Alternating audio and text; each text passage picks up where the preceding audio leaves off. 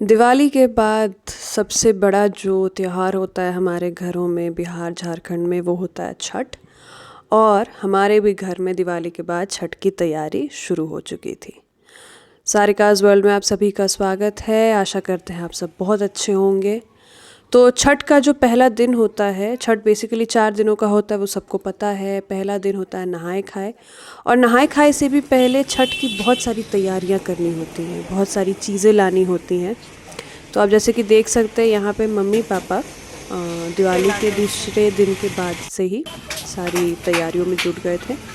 Market से सारा सामान लाना था, और यहाँ पे पापा नारियल ख़रीद रहे हैं, क्योंकि हमारे यहाँ करीब जो जितने भी अर्घ पड़ते हैं मिला जुला के 23 से 24 नारियल भी दिए जाते हैं अर्घों पे। तो आप समझ सकते हैं कि कितना ज़्यादा काम होता है। तो अब इस बार सब जितने भी हमारे बच्चे हैं दोनों, ये भी इस बार आए हुए थे। तो ये लोग तो अलग एक्साइटेड थे। इनको बहुत दिन से इन लोगों ने बोल के रखा था कि इनको छठ में आना है। नानी को आना ही था, मौसी को आना था। तो ये दोनों बच्चे भी आ गए और नहाए खाए की सुबह की शुरुआत हुई। सबसे पहले माँ ने धोया जो गेहूँ था।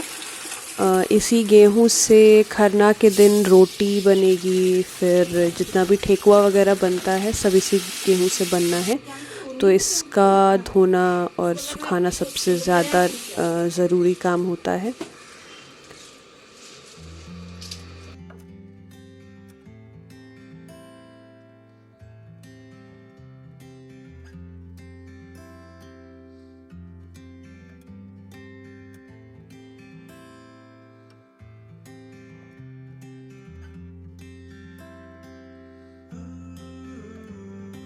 वेदर थोड़ा क्लाउडी था उस दिन, तो थोड़ी सी टेंशन थी कि पता नहीं गेहूँ कैसे सूखेगा। फिर थोड़ी देर के बाद नानी और मौसी और दोनों बच्चे भी छत पर आ गए थे, और ये लोग छत ही पर थे।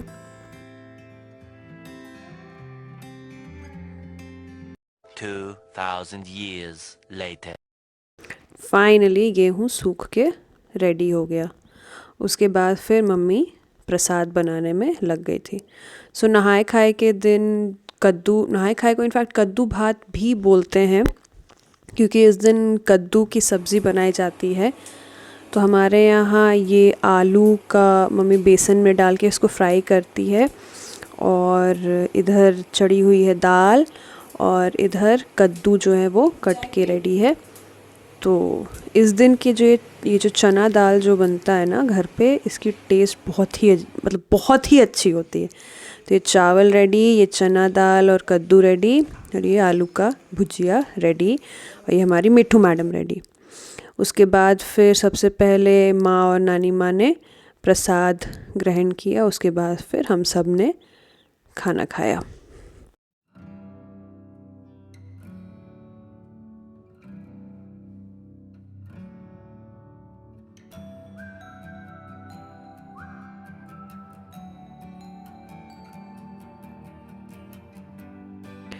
दोनों बच्चे सुबह से ही हल्ला कर रहे थे कि उनको शाम में पार्क जाना था, तो फिर इनको बगल वाले पार्क में ले गए थे हम लोग। उस दिन पार्क में शायद किसी बच्चे की बर्थडे पार्टी थी, तो ये बाउंसिंग कैसल लगाया हुआ था। ये पार्क बहुत ही सुंदर है, वेल लिट है, और यहाँ पे हमेशा लोग दिख जाते हैं। बैडमिंटन कोर्ट भी है, तो कुछ बच्चे यहाँ पे बैडमिंटन सीख रहे थे। उसके बाद फिर इन दोनों ने यहाँ पे जो स्विंग्स है और स्लाइड्स है उस पे खेल कूद मचाया। और फिर यहाँ पे जो आउटडोर जिम है, जो पार्क जिम है, उसमें फिर इन लोगों ने थोड़ी बहुत एक्सरसाइज की। तो इसके बाद फिर इन लोगों को हम लोग ले गए थे, और ऐसे ही सुपर मार्ट से हमने फिर कुछ चीज़ें खरीदी, chocolate and biscuits and all. उसके बाद फिर हम घर आ गए थे। तो नहाए खाए तो हमारा बहुत अच्छे से बीत गया।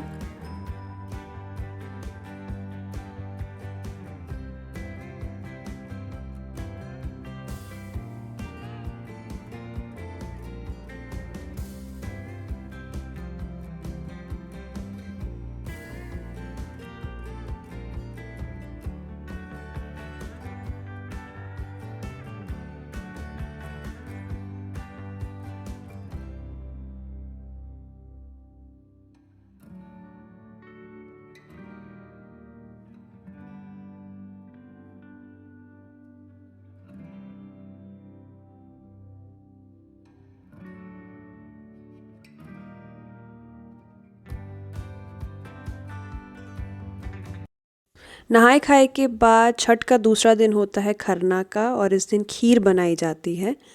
और इस दिन की जो शुरुआत होती है वो सुबह से ही हो जाती है। और इस दिन जितने भी मतलब जो छठ व्रती होते हैं वो लोग दिन भर ना कुछ खाते हैं ना पानी पीते हैं, सीधे एक बार शाम में पूजा करने के बाद फिर प्रसाद ग्रहण करके फिर पानी पीते हैं।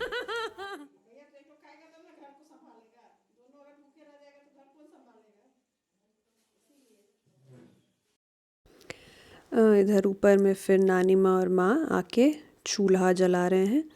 और गांव में जो चूल्हा होता है वो मिट्टी का बनाया जाता है, बट यहाँ पे बिकॉज़ ये पॉसिबल नहीं है तो हम लोगों ने ये पूजा के लिए चूल्हा रखा हुआ है। और छठ का सामान हुआ या पूजा का कुछ भी प्रसाद वगैरह हुआ वो हम इसी पर बनाते हैं। तो सबसे पहले ये बन रही है गुड़ की खीर, और ये चढ़ेगा अर्घ पे। ये जो खीर बनती है ना, इसका टेस्ट इतना अच्छा होता है, मतलब ये बिल्कुल बहुत ही मतलब इसकी स्वीटनेस बहुत कम रहती है। गुड़ का नेचुरल स्वीटनेस रहेगा, लेकिन ये इतना उम्दा होता है, इतना पवित्र होता है खाने में कि मतलब मन बिल्कुल खुश हो जाता है। दोनों बच्चों ने पहली बार, मतलब शिवी ने पहली बार छठ देखा था, अर्जुन तो छठ देख चुका है, तो शिवी वॉज़ वेरी क्यूरियस। तो पूरे टाइम ये लोग बैठे हुए थे साथ में ही और देख रहे थे कि क्या क्या चीज़ें कैसे कैसे होती हैं। तो इस खीर के साथ जनरली रोटी भी बनती है, लेकिन हमारे यहाँ रोटी हम नहीं बनाते। रोटी हम सिर्फ प्रसाद पे चढ़ाने के लिए बनाते हैं। मतलब शाम में जब पूजा होगी तो ये रोटियां बस उस पे ही चढ़ती हैं, और बाकी जो प्रसाद हम बांटते हैं उसमें रोटी नहीं होती, सिर्फ खीर होती है। ये लकी नीचे बहुत ज़्यादा हल्ला करी थी, तो इसलिए इसको हम लोग ऊपर ले आए थे और फिर तब ये शांत हुई जाके। फिर शाम में नहा धो के दोनों छठ व्रतियों ने यहाँ ऊपर में पूजा शुरू की।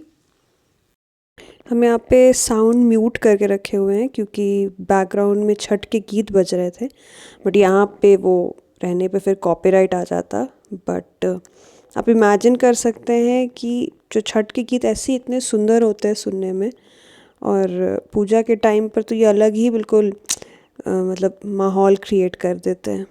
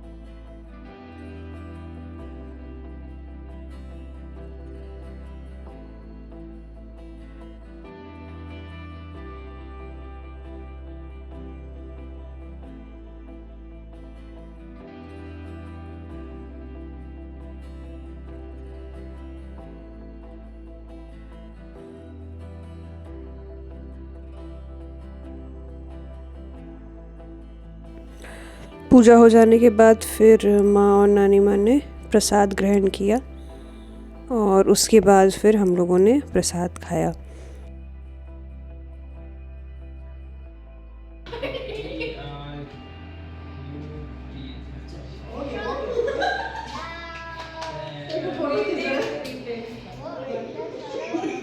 उसके बाद फिर सिलसिला शुरू होता है प्रसाद लगाने का, और ये नॉन एंडिंग है, बहुत ज़्यादा लोग आते हैं तो प्रसाद लगाने में काफ़ी टाइम चला जाता है, तो इसलिए बहुत ज़्यादा रिकॉर्डिंग तो हो नहीं पाई।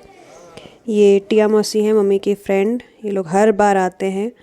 और फिर मौसा जी और मौसी आए, प्रणाम किया और फिर प्रसाद वगैरह खाया। और बहुत सारे गेस्ट्स आए हुए थे, सारे लोग नीचे थे, हम तो यहीं पर ऊपर ही में थे क्योंकि यहाँ से ही I was operating the entire process. So या बहुत ज़्यादा रिकॉर्डिंग तो नहीं हुई।